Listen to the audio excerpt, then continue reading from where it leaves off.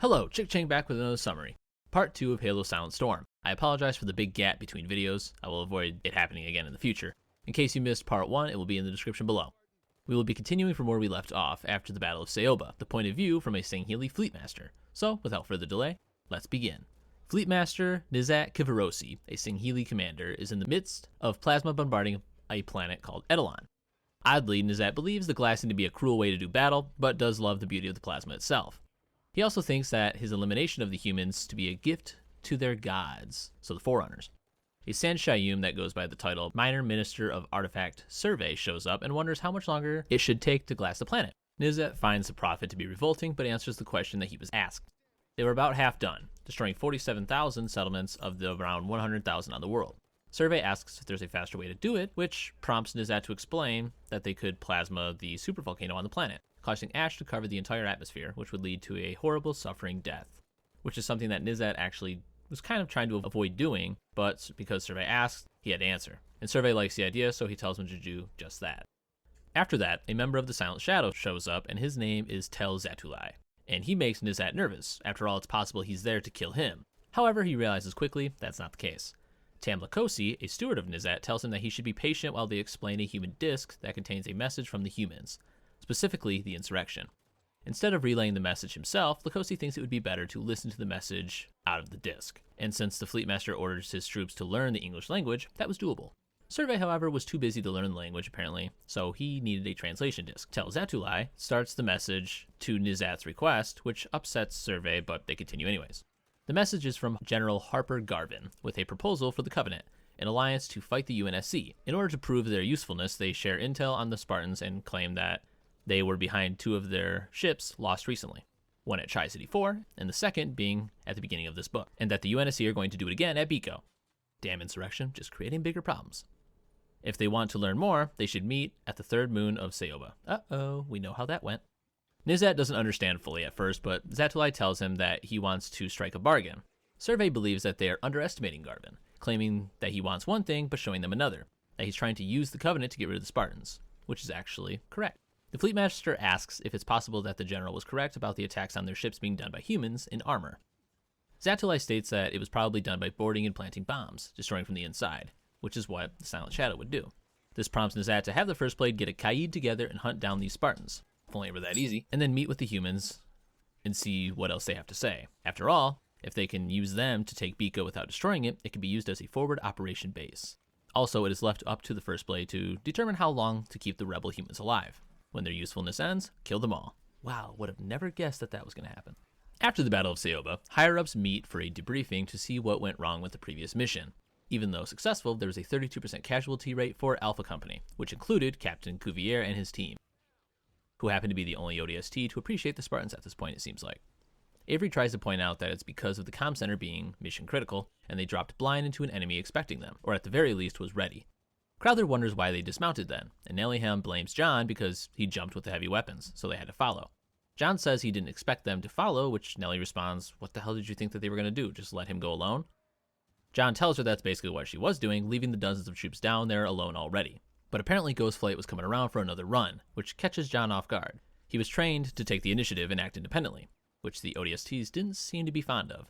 Naoto defends John, claiming that he got the job done. Maybe not the way that Nelly would have, but she probably took some shortcuts when she was as young as him. Oh no. Ham is only 3 years older than what John's enlisted age says, so 22. When she tells him that, Naoto smiles and goes to correct her, but then hesitates and says nothing. When pushed on what he was going to say, he tries to make it seem as a jest at Nelly looking older than 22. But Crowther sees through this and asks if he's been read in on their ages. After more pressure from Ascot and Crowther, he reveals their age, telling a story about how he had a buddy on Reach that trained against John and his Spartans when they were kids, which causes Crowther to refuse to use the Spartans any longer because he will not send children to war. Halsey tries to get Ascot to override him, but she refuses as well, to which Halsey tells them all that it will cause them to lose this war. Something I thought I would add here is that nothing is mentioned on what Cuvier had said once they were on the ground. He believed that the Spartans going the way that they did probably saved the entire operation. Nellyham was there for that, along with all four Blue Team and Avery Johnson. John did go against protocol, but why the hell would you put Spartans with ODSTs if they're not going to be used to their 100% maximum potential? I think Admiral Cole kind of screwed this up by not pretty much stating that the Spartans should be looped in on everything and just being like, oh no, get the job done any way you can. Now that they were able to shift blame to John, they start to talk about the initial situation on Seoba, because what they ran into was certainly not his fault. They discuss how they could have possibly known that they were coming. Many people knew that they were going to Biko, so the insurrection knowing that they'd be around was definitely possible. And we know that, obviously, it's a fact. However, them knowing that they were going to hit Seoba was pretty much impossible because only a handful of people knew that. John realizes that they're focusing on the wrong thing. Avery asks John what he thinks of the situation. He tells everyone that the innies were probably waiting for someone, but not the UNSC. If they knew that a force this big was coming in, there's no way they would have stayed to fight them. After all, they suffered a 100% casualty rate. So everyone now thinks that they were probably waiting for more reinforcements before starting the coup. John eventually interrupts to tell them that he knows who was going to meet them, the Covenant. Probably to trade Biko for survival. In order to mess up any attempt at an alliance, they decide that they're going to try and ambush it, which will also get Biko glassed. However, trading one world for the hundreds that would get destroyed for sure otherwise, it's worth it. Crowther wants to still attack the Covenant fleet, however, boarding to plant the nukes. John stands up to ask Crowther something, but an alarm is sounded, and the Vanishing Point reports. Covenant flotilla inbound 5 vessels, Corvette-class equivalent, ETA 22 minutes. Ascot leaves to get the Prowlers up and off the planet before the Covenant arrives. Crowther asks John what he was going to ask, and John tells him that he will need all his black daggers for the boardings, and volunteers the Spartans for the ambush, but once again declines because of his age. Plus, he already has something for them to do, guarding the innies that were captured after the battle. Before leaving, John has one more request, for Colonel Crowther to stop referring to him as son, which is agreed to. Back on board, Sacred Whisper tells Zatulai is watching as human vessels are leaving the rendezvous where they were supposed to have their meeting. Shipmaster Boudiasi arrives asking what is on the screen, figuring out that it's human ships leaving the planet, wondering why he is just now hearing about it and wasn't notified by the readers. So they go to find out. Turns out, because the heat given off by the human prowlers is so low compared to anything else the humans have, and even less than anything the Covenant have to offer, the readers didn't think much of the slight heat signatures they saw. They go back and forth until coming to the conclusion that the human stealth technology is far superior to anything the Covenant has at its disposal. This sickens him, and he orders to start firing on the moon, targeting the launch point of the ships that had already left. Boudiasi hesitates because they are not an intrusion force. Zatulai resists killing the shipmaster and tells him that they better rise to the occasion because he will not let them escape without capturing one. All 12 Spartans are getting the innies to start boarding the ship and be taken to Biko. During the process, John sees a leader amongst them named General Harper Garvin. When he asks him to step forward, someone else steps forward confronting John, distracting him so the general could be hidden among the rest. Petora Zoyas. After some insults and stalling from her, John just grabs her and threatens to kill her for interfering until Garvin walks out, getting him set aside while the others keep boarding. However, the situation gets much worse for the UNSC. The Covenant opens fire on them, shooting down the Starry Knight, Ascot's Prowler. Crowther tries to get someone else to see if they need evac, and having nobody capable of doing so, John gets his Spartans ready to head out and see what they can do, ordering the pilots to take the captives to Biko. Seeming scared to do so without the Spartans on board for some reason, they leave anyways and the Spartans move out. Crowther asks what they are doing, but isn't hostile about it. John tells them that they are moving in to see how the situation is, since there isn't anyone else around to do so. Crowther approves, but states action is only to be taken if warranted. Hector Naito tells them that he's got their backs, so there isn't anything to worry about. However, John's not impressed. Whenever he mentions no worries, it usually is time to think the opposite. The Spartans eventually get a visual on Starry Night. It's still intact. However, that's not necessarily a good thing, since the Covenant seem to want to dip out with the ship in tow. John tells Crowther this, and is told that he can't let the Covenant leave with that ship. It will mean the end of Silent Storm, and with the other intel on board, it can mean the end of the war. Self-destruction is a no-go because Ascot would have to make the call. And, well, it's her Prowler, so that went down. And the auto-detonation won't engage if there are survivors on board, so more than likely there are survivors. John tells them that he will need help dealing with the ships attacking. One is about all the Spartans can deal with in this kind of situation. Naito starts to explain it could be hard because Prowlers aren't meant for ship-to-ship battle, but Crowther interrupts him stating that they will do what they can. The Spartans start taking fire, and Gold and Green team start to deal with the enemy vehicles, while Blue team pushes for the ship that's up 700 meters into a hillside.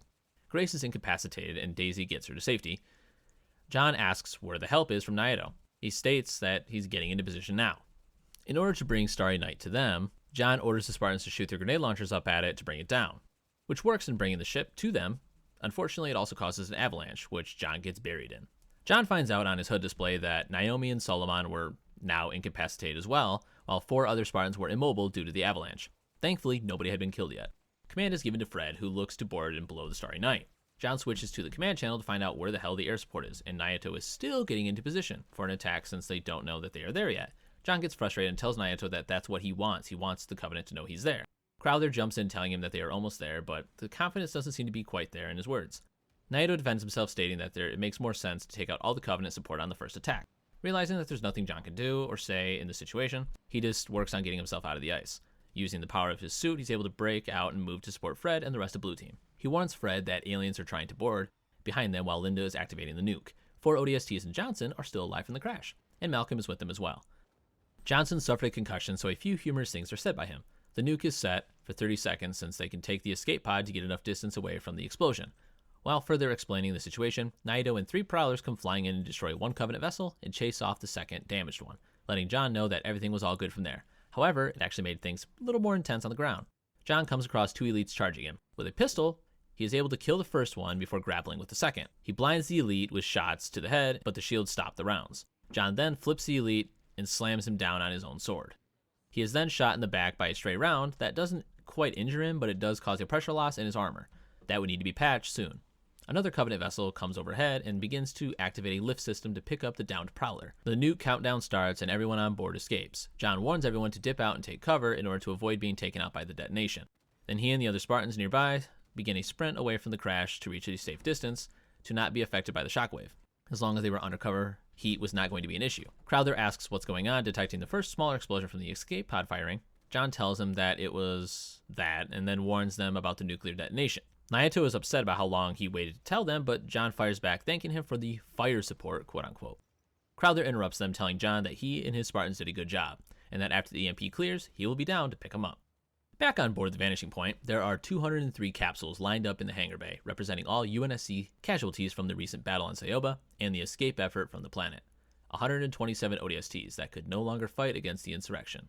54 that were killed by Starry Night's crash, and 22 from Ghost Star's crew, who happen to be insurrectionists themselves, appointed to the Prowler by none other than Hector Naito.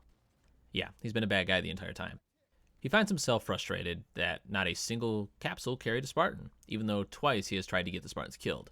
First, when the officer spoke over an open channel, warning the Covenant that they were boarded, and second, trying to delay his support when John and his Spartans were moving toward the Starry Night. He would have been happy to fight alongside the Spartans if it weren't for the fact that they were created to deal with the insurrection, not the Covenant. Because of the effectiveness of the Spartans, he was happy the Covenant are attacking. Dividing the attention that the UNSC was giving to both the Covenant and the insurrection, it could help the rebels rebuild to massacre the Spartans themselves. Very stupid in hindsight, but once again, the Covenant wants to eradicate all humans, so it's not helpful in any way. The ceremony is short, honoring all those that were killed, sending the capsules into space. With Halima Ascot getting killed on Starry Night, Naito is now the commander of Silent Storm. Once the company is dismissed, Sergeant Johnson, the Spartans, Crowther, Halsey, and some of the other officers stayed behind to receive new orders from the new commander of the task force. Naito praises John and the Spartans for what they were able to do, in saving the lives that they did and preventing the Covenant from getting a Prowler. Halsey jumps in claiming that they did much more than that.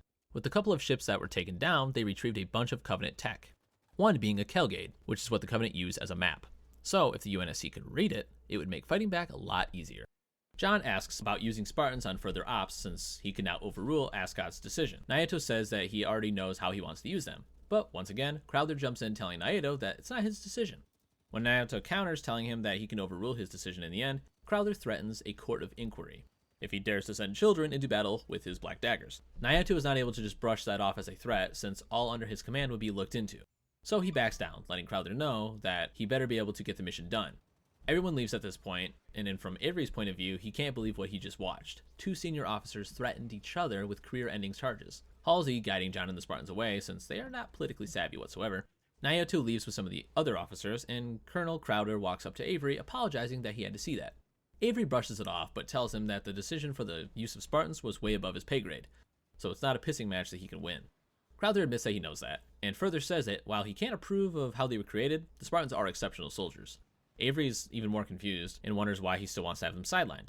Crowther doesn't, but he doesn't want Naito to have command of them, or even to know where they are. Avery questions this, and Crowther explains that while on board the Ghost Song, he watched Naito take 8 whole minutes trying to line up a perfect attack, when if he attacked right away, it could have had probably the same outcome or even better. So until he knows why Naito did this, he's going to prevent him from using the Spartans. Avery does have his own suspicions of Naito after watching him seem to want to put a divide between John and his superior officers at the last debriefing. which would make him as the only ally in the command structure. After more conversing, Avery figures out that Crowther plans to have the Spartans attack the Covenant at Eidolon, since that is where their supply line should be. Later on, we find Blue Team is just chilling and watching the Covenant fleet appear and heading towards Biko. But strangely enough, they're in an odd formation, not sending the smaller ships ahead to screen the fleet, instead staying back in close formations. Obviously defending against boarding, but the UNSC doesn't realize for sure that the Covenant know the plan. They go back and forth trying to understand the Covenant tactics until they decide that they have to know about the boarding. Now, whether they were told or figured out themselves, they are not sure. Sergeant Johnson shows up asking Blue Team if they just planned on sitting around the whole time. And well, because of recent events, yeah, that was pretty much their plan. Johnson hints at other possibilities, but the Spartans are hesitant. After the show in the hangar bay, they are sure that Crowther is out to get them. But Avery assures them that that was just for show. Crowther wants them to go to Eidolon to strike at the supply convoy. Blue Team isn't really buying it at first until Avery explains Crowther's skepticism about Nayeto's delay on support. And the transport that left with the insurrectionist captives never made it to Biko. They were seen leaving orbit without even being shot at. Plus the pilots that were on that were from Nayeto's ghost flight. In the end, the only way to find out who's screwing with who is to take the mission. Tell Zatulai and his two companions, Chirohanes, that will become quite important in stories to come. Castor and Orsun are boarding the captured ship with insurrectionists on board, the ones that got away from Biko. The First Blade is enraged from what happened in recent events, but still wants to see if the humans will be of any use. After being allowed to board and having his bodyguards injure a human for filming him as he walked by, they reach General Garvin and some of the other officers. However, one of them has an armed nuke. Booth. The man wanted to try and defend his planet at all costs and tried using the Havoc as a threat to stop the glassing of his planet, not knowing that this was a useless tactic against a Sangheili. Garvin explains that it's a captured bomb, that they wanted to show the Covenant because it's what will be used during the boarding attempts. Zatulai assumes that a man would not want to sacrifice his life instantly. There would be a failsafe or a delay, just in case he wanted to bail out on his plan. So he moves towards Booth with his hand out, which confuses the hell out of Booth. He snatches the Havoc from him, and when it doesn't instantly explode, he realizes he was right. Then he just smashes Booth's head and caves it in, killing him obviously. Patora Zoius takes the nuke and sees that there's 50 seconds till detonation. Garvin walks forward and disarms the bomb, then hands it to the First Blade as a token of goodwill. During this whole encounter, the Sangheili never says a word or has his guards say anything either. Garvin offers more info on the Spartans and schematics, but he's unable to offer anything more at the moment. He also apologized for not being able to meet at Seoba. The UNSC had arrived just before the Covenant, and they were unaware that they would be trying to stage out of the same ice quarry that they were. The First Blade sees this as just an excuse because the possibility should have crossed their mind. In the end, the general tells Zatulai that they need a way to communicate. He points to Patora and has her follow to obtain a supraluminal communicator since he thought that she seemed to be competent enough for a human. And that is where we will end off with part 2 of Halo Silent Storm.